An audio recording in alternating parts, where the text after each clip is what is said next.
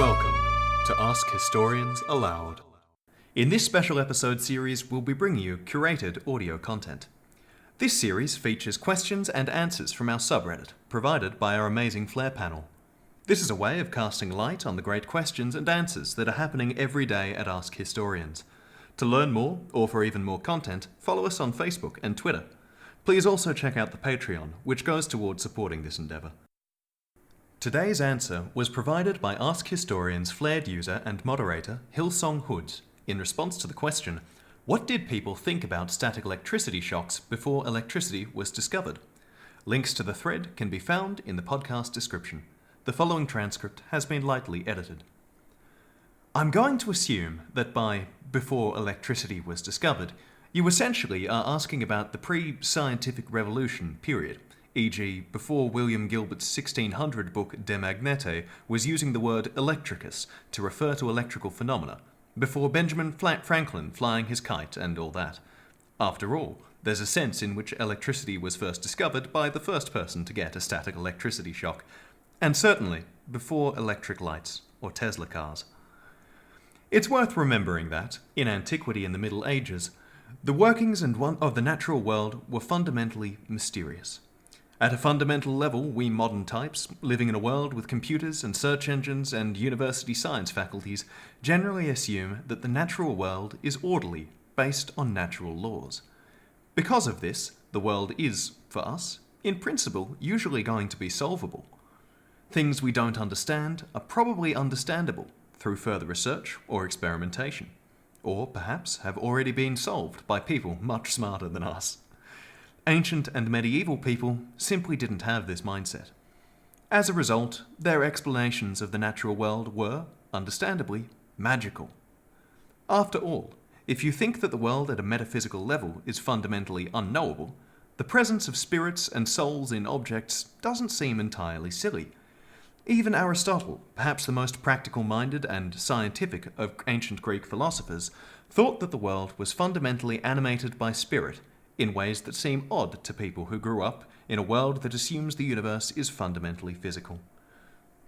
Writers in antiquity and the Middle Ages often thought in terms of sympathies and antipathies. Particular objects would have natural attractions and repulsions from others. So, for example, it was believed that rubbing garlic on a magnet would stop it from working, while rubbing lamb's blood would make it work again. These beliefs about magnets were eventually shown to be incorrect, but even scientific revolution figures like Descartes believed some of them. In general, medieval writers weren't particularly inclined to agree with ancient authors, except where religious doctrine intervened, so it took until after Columbus had discovered America for these ideas about garlic and lamb's blood affecting magnets to eventually stop being considered common knowledge. All of which is to say that ancient people thought very differently to us. They were not basically modern people who just hadn't figured out electricity yet. With that in mind, let's look at what some ancient writers said about electricity. The first figure to discuss static shocks is usually considered to be Thales of Miletus, though we only know that he discussed static shocks because his writing hasn't survived. Our main source on Thales discussing electrical phenomena is a biography by Diogenes Laertius, written close to a millennium later. According to Laertius, Thales was the first, some say, to discuss physical problems. Aristotle and Hippias affirm that, arguing from the magnet and from amber, he attributed a soul or even life to inanimate objects. The wording here perhaps suggests that amber's electric effect after being rubbed, that is, your hair might be pulled towards it, was well known to the Greeks before Thales. Certainly, there's plenty of amber jewelry in the archaeological record. Laertius seems to me to be implying that Thales was the first to theorize about it, arguing that there was a sort of animateness in seemingly inanimate objects. But that quote is the sum and total of everything he said about it. It should be pointed out that the surviving writings of Aristotle, writing centuries after Thales and centuries before Laertius, only mention Thales arguing from the magnet rather than from both amber and the magnet. And because the text by Hippias that Laertius mentions is also lost, we can't tell whether that discussed Thales' theories about electricity in more detail. Nonetheless, Thales probably argued that there is something animate in what are on the surface inanimate objects, such as amber. Otherwise, the effect of static electricity would not occur.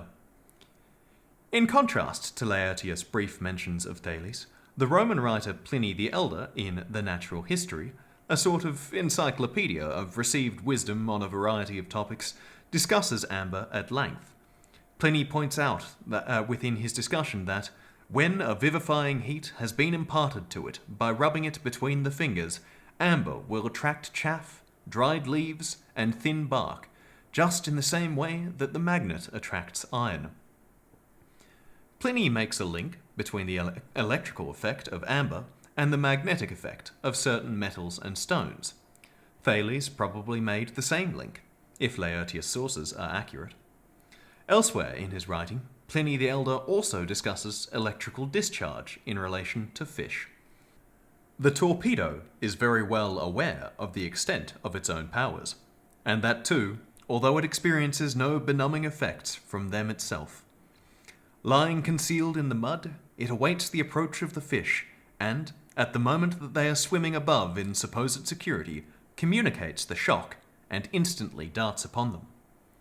Pliny the Elder makes no attempt to explain the powers of the common torpedo here. He merely describes them, as a prelude to pointing out how good torpedo liver tastes. A few other ancient writers also discuss the torpedo. Plutarch says, in De Salertia Animalium, that, "You know, of course, the property of the torpedo. Not only does it paralyze all those who touch it, but even through the net it creates a heavy numbness in the hands of trawlers.